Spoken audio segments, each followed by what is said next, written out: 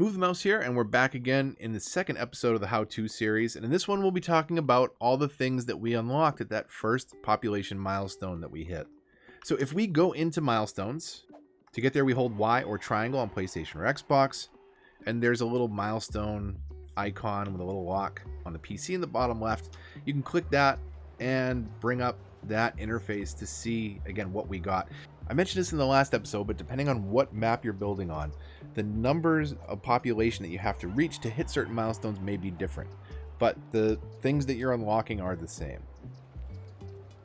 So at the first milestone, we have taxes and loans, garbage, healthcare, and education. Let's go ahead and pause the game. Spacebar on PC, clicking left stick in on consoles. We can go over to the economy tab by holding Y or triangle, or just clicking the little stack of money in the bottom right of the PC UI. Now on the taxes tab, now it starts out at 9% across the board. You can independently adjust taxes on each of the zones you have unlocked. We don't have high density residential, commercial, and office unlocked yet, but when you do, you'll be able to affect taxes for those as well. Kind of an odd quirk about the game is if you go to 12%, people don't complain. If you go to 13, they do. And any higher, you're just basically using that as a short-term loan to borrow some money from your citizens. We'll talk more about that in a bit. But 12% is a nice sweet spot across the board. People don't complain, and you get some good influx of cash. Now, at certain milestones, like the first one, we just unlocked the ability to take out a loan as well. So go ahead and borrow some money from the bank. It's just sitting there. You may as well do it. And now we've got a bit of cash in the bank, $50,000, to deal with garbage, healthcare, and education. All those things that we unlocked, again, at that first milestone. So let's go through them in order. Garbage, healthcare, education. So down the bottom here, under utilities, you have different tabs. The last one is garbage. Now you have two different ways that you can handle garbage for your city. If you have the Green Cities DLC, I should say. If you have the default game, I think you only have landfill as an option. Now, the thing with the landfill is it's great at collecting garbage, but not so good once it's full, then it stops collecting it. The purple circle that you see there is a bubble of pollution. So anything within that is basically going to get ground pollution. If we put it too close to the water, we'll pollute our water. If we put it too close to our residents, they'll get sick from all the pollution. So a good spot to put it is over here in our industrial area, because that's going to be polluted anyways. So we could put it right there. But what I want to do is do a recycling plant instead. Now this has two bubbles, you'll see. This has a purple bubble, which is the pollution, and then the orange bubble is the noise pollution. So we want to do the same thing. We'll put this over in the industrial area so it won't bother anybody. The nice thing about the recycling plant, though, is that it processes garbage. It can only handle so much at a time, but it's not storing it up, and it's not, filling it up in that facility. If you use a regular dump, once there is one bag of garbage in it, you cannot move or bulldoze that until it's empty. Now you can empty the garbage to another facility. But the nice thing about the recycling plant is if you wanted to move it, you can move it with the garbage that it's processing, basically. So you can go over to the inspector tool, which is the leftmost tool, click a building, and then you have a move option. You can also just click on a building with a mouse on PC with no other tool highlighted and bring up the same menu. You can rename the building, look at the budget for it, or again, you can move that building if you wanted to. But garbage, along with all of our other city services, you'll notice that the roads are now green where it can cover. So roads that it can't support, like going way out in the highway and coming back because it's a one-way road, those are in the gray. They're not covered by that recycling plant. But as you can see here, everybody's pretty well covered and in the green, so we don't have to worry about any kind of coverage area for that. And it's the same sort of thing that we'll see in healthcare and education later on when we unlock police and fire. All these things have a possible coverage area, and it's affected by the ability of those buildings to route traffic to get to where it needs to go. So for example, if we were to put this little health clinic down here, you can see it covers residents very well, which is what's most important. You need to keep the people healthy where they live, not necessarily where they work. So if we put it over here, it's much less effective because it barely covers green into the residents over there. So ideally we want to put it maybe somewhere along this center strip where we already have commercial properties and businesses moving in. So we'll find a spot for it here. Now I just want to show you one more thing. If we were to put it here, this is where the road routes come into play. Because this is a one-way road leaving the city, it doesn't cover anybody. So you want to be very careful where you have it placed on your road networks, and one-way roads can affect your service delivery. So let's put this kind of maybe right there. And that is our first little health clinic, medical clinic right there. The next thing that we need to do is education. And here, same exact principle. You're going to want to put this near where people live. That's who needs to be educated. You don't need to educate the people at work. You need to educate the kids and the population that's growing up. So we'll put this somewhere over here near our residents.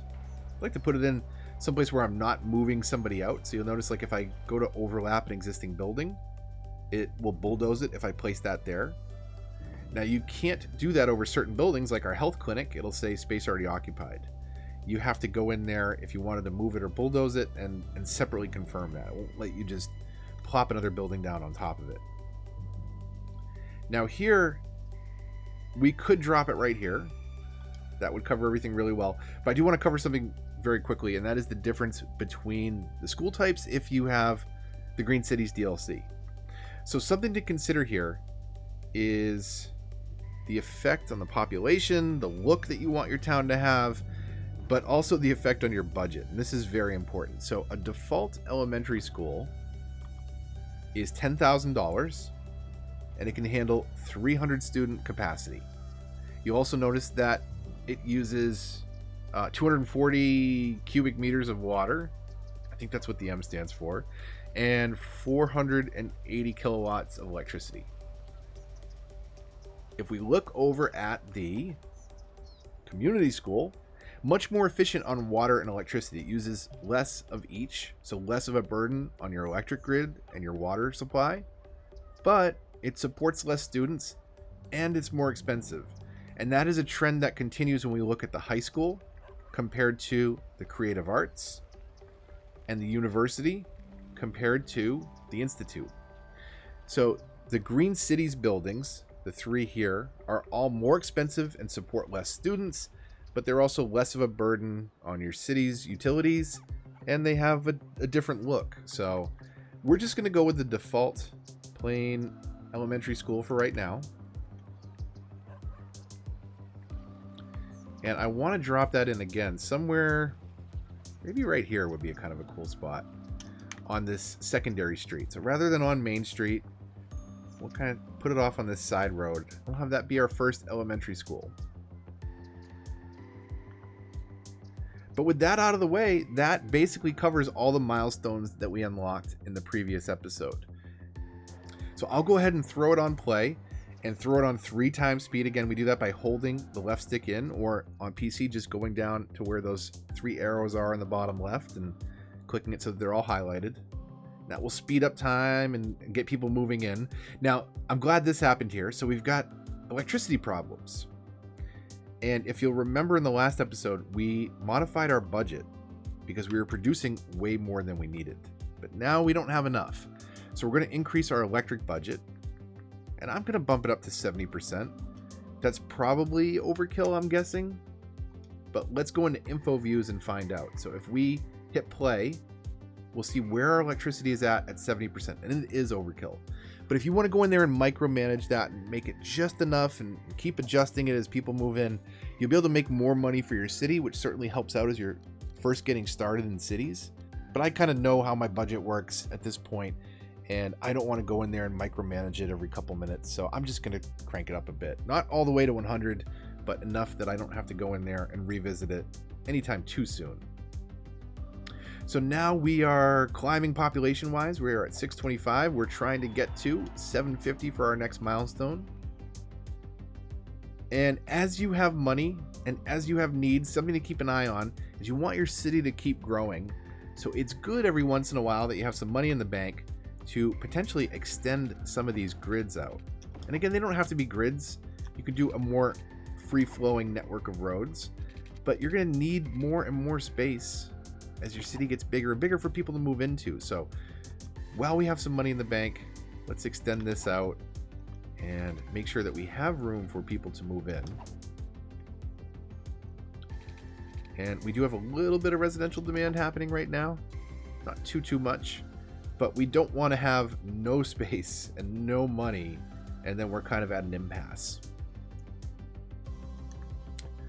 So let's break out our zoning tools, and we'll do what we did before. I'm going to keep residents kind of off the main road. But now I want to break out my marquee tool. And again, I'm going to go 4 units away from the main road. And then we'll go back to the fill tool and fill in the rest of the space for some new residents to move in. And we did just hit our milestone at 750. And that gives us the ability to unlock a new area, to define districts and policies, emergency, police, unique buildings, all different kinds of things. And that is what we will cover in the next episode of How To. I want to keep these kind of bite-sized and consumable. Hopefully you enjoyed the video and found it informative. If you did, likes, comments, and shares all help the channel a lot and are greatly appreciated.